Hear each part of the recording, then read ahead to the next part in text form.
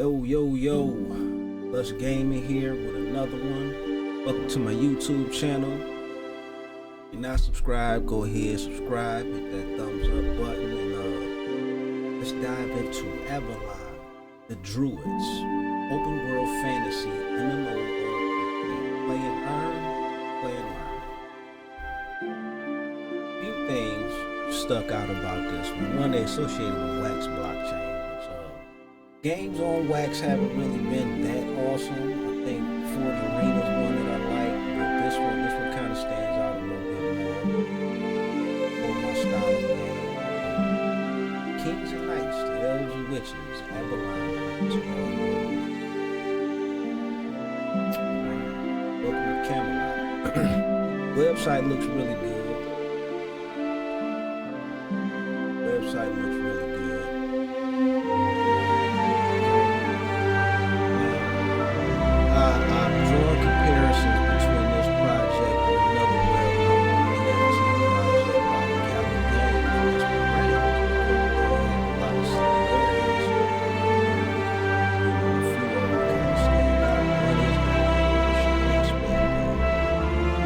Villages, castles, and harbors are NFTs that you can buy in the game. And ownership features four types of land, castles, town, villages, and the harbor. Landlords will be able to collect a percentage of the revenue that is generated within their land. Sound familiar? A lot of projects do offer something similar. We'll continue. This is a vast, unlockable open world, which is cool. Respawn, this is another one. A graveyard, cave, or a dungeon. Places within the game where characters can resurrect with potential to generate income for the owner of that land.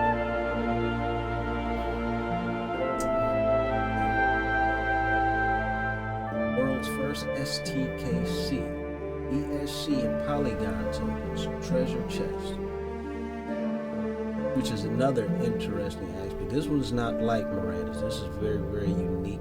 A unique thing that they introduced to their gameplay. Right? This is a stakeable chest. This is the world's first play to earn large-scale reward and advertisement system. The STKC system will allow individuals or groups to promote their desired information to all the players of the game by sponsoring a particular chest. Players fight raids and compete. Complete missions to unlock the rewards of these chests. Chests can be funded by guilds, companies, or whales. Now, if I'm understanding that correctly, that's awesome. Because anybody who wants to just advertise a product and do so by funding a chest, which could be a little weird. Because you're playing a medieval game and somebody wants to advertise, I don't know, like a soft drink. I wonder how that would play out, but I'm guessing it sounds like that's where they're going with it. Anybody, which would be a great way to funnel money into the game.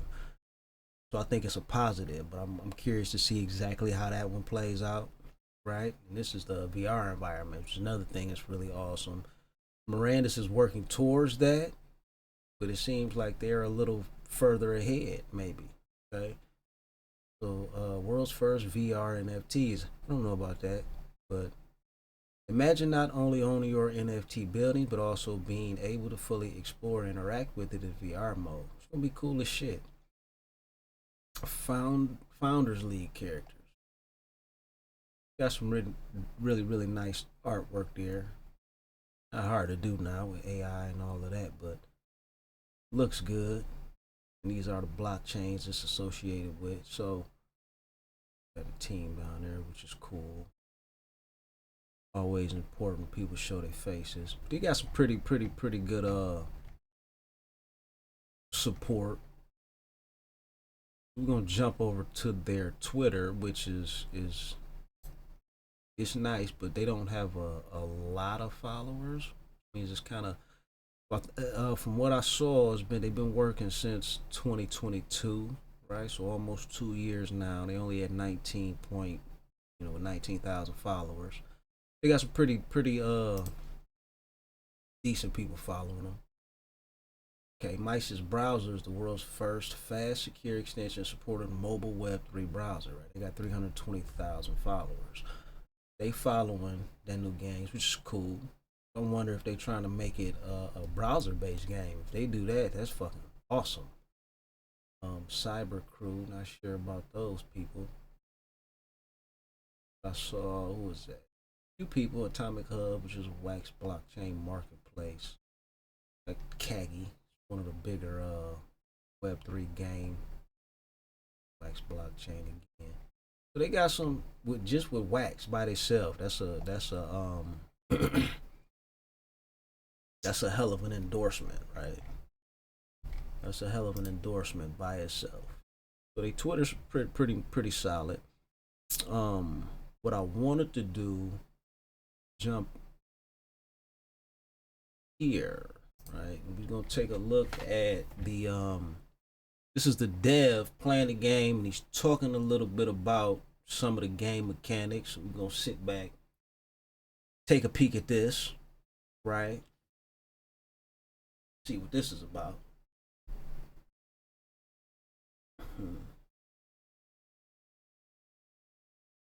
And talk about two more businesses. The first one we're going to talk about is the stable. Then we're going to go ahead and jump over to the temple. Two great businesses that provide unique items as part of your production and the businesses themselves. So let's go ahead and dive right in there. The stable is another great business within Avalon the game. As a business owner of the stable, you'll be able to tame, breed, upgrade, and do a number of other things with horses within Avalon. You'll really be the only people that are able to do that and provide those horses to the other players. There is one stable per village, and they're only available in villages, at least as of right now. And like I said, you get this nice big building. This is an example of the one in Dragonheart. It comes with storage. It comes with, right there's a storage area. And then you have in the front here is your main salesperson. All stables can be leveled up from 1 all the way up to 5.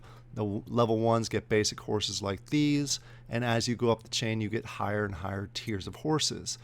Some of the horse examples as far as the higher tiers go is the Pegasus that's right here, which is a horse that kind of does a leaping fly. If you're not familiar with that, so they are available at a higher tier. I believe it'll be around level 3, and you go ahead and upgrade your stable similar to like how you would do with any of the other businesses, using resources and AVL to go ahead and upgrade, go through that upgrade process. This is another aspect that kind of compares to what's going on with Mirandus, right? Because you have horses in Mirandus and you got stables. There's a lot of feedback on that because they didn't like a lot with the stable owners. They kind of felt like they had a misunderstanding with how all of that worked. But Avalon seems to be approaching it a little different, right? Which could be very beneficial to them and ecosystem, especially if you're one of the people who buy a stable. Also, in addition to just selling and taming and training horses, you'll be able to give access for players to go ahead and breed their horses.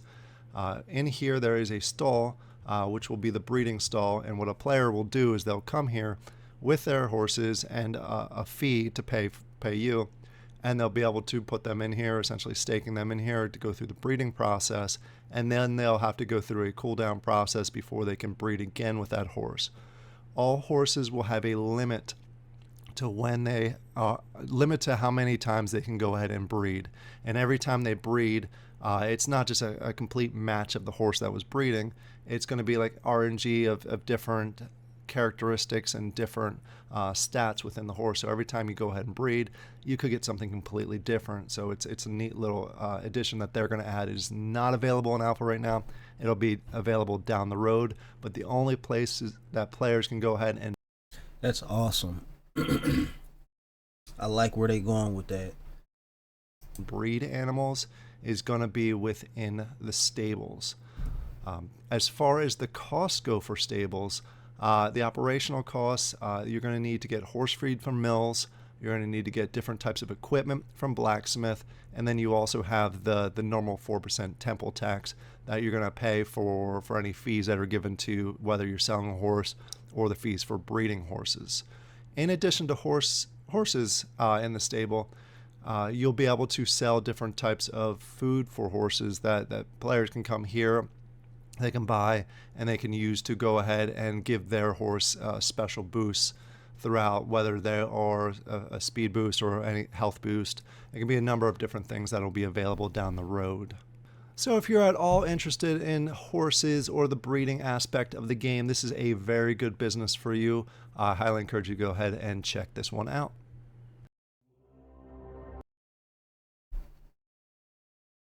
I like what they doing there with the horses. I like what they doing there. Go ahead and talk about here is the temple. This is probably the most expensive business that is available at this point in time within alpha, but it comes with a number of revenue streams. The main revenue stream that you're going to have is from the taxation to all the other businesses that we've talked about within Avalon. You're going to get a 4% tax on all the mills within the village, the stable, the forge, and the portal that's in the village.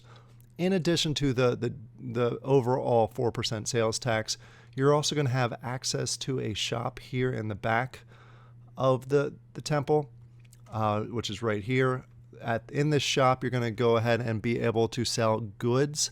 The only items that you won't be able to sell are weapons and armor, because those are strictly, I should say, weapons, armor, and ship supplies, because those will be strictly for the forges to be able to sell those items. But as far as breads and other types of goods, different materials, things that players can find out throughout the islands, those will all be sellable within here, which you'll go ahead and be able to sell for a profit between buying. Let me know what y'all think about this, man. Let me know what y'all think about this. I like where they going with it. The game looks good. I think it's been playable. They've been in what is it, beta, open beta, alpha, since May, I believe. We got another play test coming up in September. So then they're gonna be selling passes for that. So I'm gonna keep an eye out on that. I want to get in, check it out. There was one more part of this video that I wanted to show that I thought made the game look awesome. Then we're gonna take a look at some of the NFTs. Need to find that really fast. I had to find it. It was in another video. But check this out. Of dragons, depending on the rarity itself, you go ahead and get NFTs for the dragons. And the way that you're going to be able to get dragons in game is you're going to have to go through a quest line and then go down into a dungeon with a team, because you're not going to be able to do this by yourself. Get an egg, raise an egg, hatch the egg, raise the dragon. It's a whole breeding process that sounds fantastic.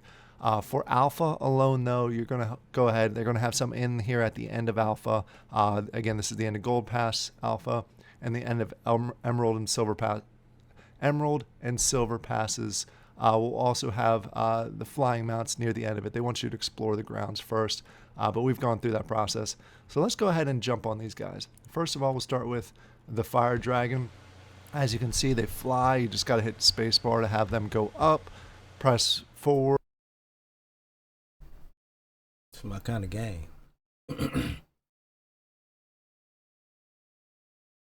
It's flying dragons and shit, man. Fuck's better than that. And they'll go ahead and glide.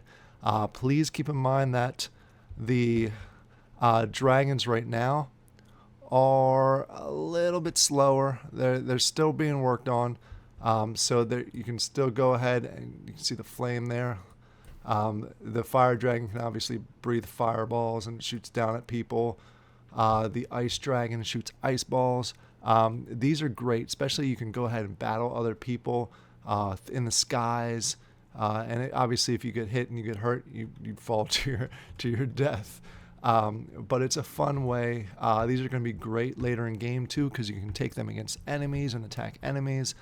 Both like with this guy with ice balls, and with the fire dragon, you can go ahead and shoot fire.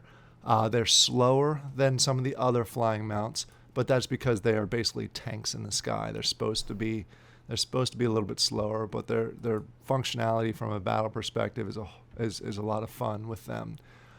So let's go ahead and talk about some of the other mounts. Like I said, these are alpha versions. They'll change. I like what they doing there also. Um, I'm kind of excited for this game. I like where they going with it.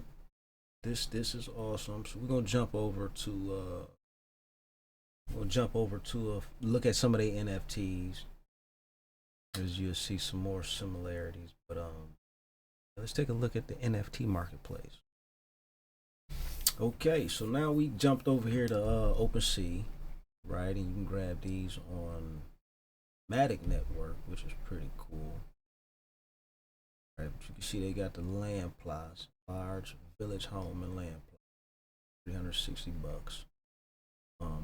They have the Druid lantern. Sounds familiar. Sounds familiar. They have the Templar Grand Master, the Druid portal. It's going to be, from what I understood, it's a fast travel mechanism, but it costs to use it, so you'll have to pay probably the in-game currency to travel to certain places. This is the village forge plus land plot. They talked a little bit about that in the video. I like the artwork on them too. Harbor Forge going for $9,000. The large stable is going for $7,000. Some other stuff there. Or more of those 7,000. Yeah. NFTs, well, the land NFTs are kind of expensive.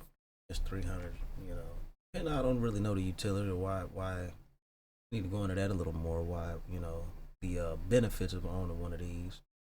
But when I saw the Druid lantern, I was already seeing a lot of similarities between this and Mirandus, but that's like, yeah, man, they coming from Mirandus right there, right? Because you can look at, we'll jump over real fast. You see they got the Druid lantern in Avalon.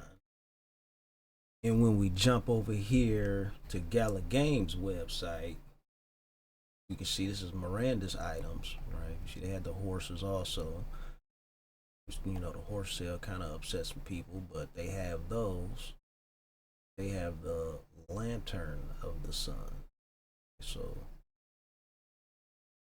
Avalon has the druid lantern, and Mirandus has the lantern of the sun. They pretty much do the same thing, right? They give an advantage at nighttime by providing a lot of light. So I thought those were very, very close comparisons there, right? The land aspect, it's a lot. It's a lot to it. The similarities, I should say, but overall, um, I don't know, man. I think that Avalon could, especially considering where their gameplay is at. I don't think Mirandus is going to be out for like another year and a half, maybe 2 years out.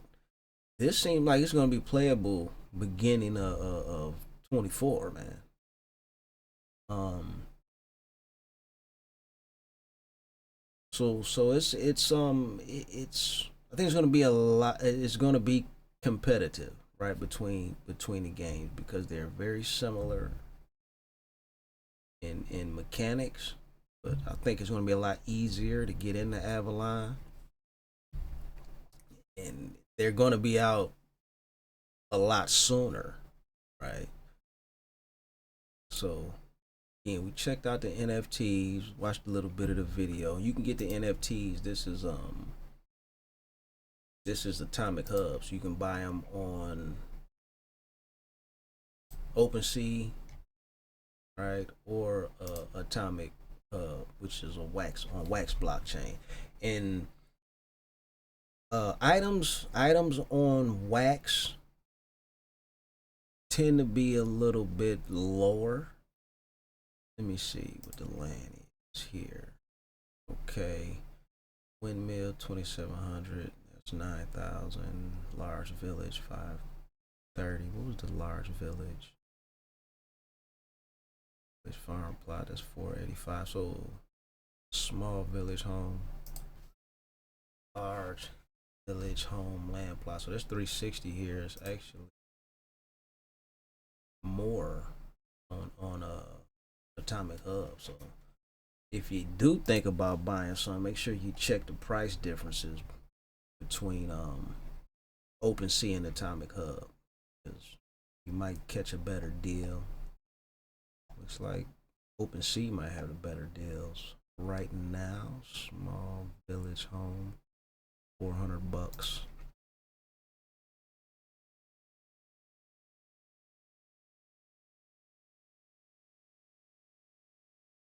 Small village home, just $300. Yeah, so it's stuff. It looks like stuff cheaper on OpenSea, but a lot of similarities there between the two games. I am a third person guy, so I think right now Avalon looks better than Mirandus. Um, it is. I think the cheapest NFT for Mirandus, as far as land goes, is probably about $1,200 the last time I checked. Let's look real quick. There we go. Right at the top.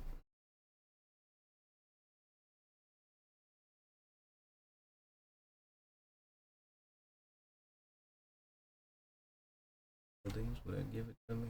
You got the tent, which is not that story. Milk farm, simple forge, house, tavern. Got a lot of shit in Mirandus you can buy. It's just, yeah, it's a lot more complex a little bit. You can go into it and be a lot more specific. But you got the cemetery in Mirandus, and they mentioned that in Avalon, people who own certain structures may get a percentage of past the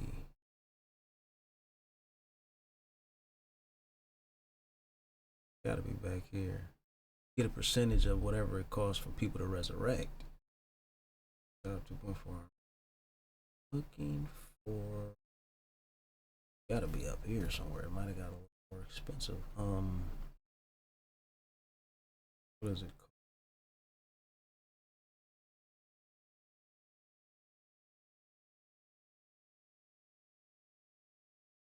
I don't know. This stuff's really expensive down. Where is the goddamn homestead at? That I had to pass that homestead.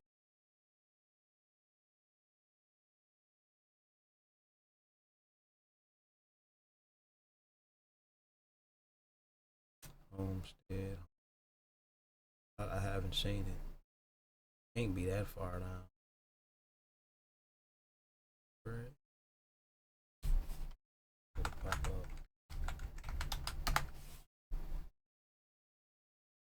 They're gonna show me something. Nothing.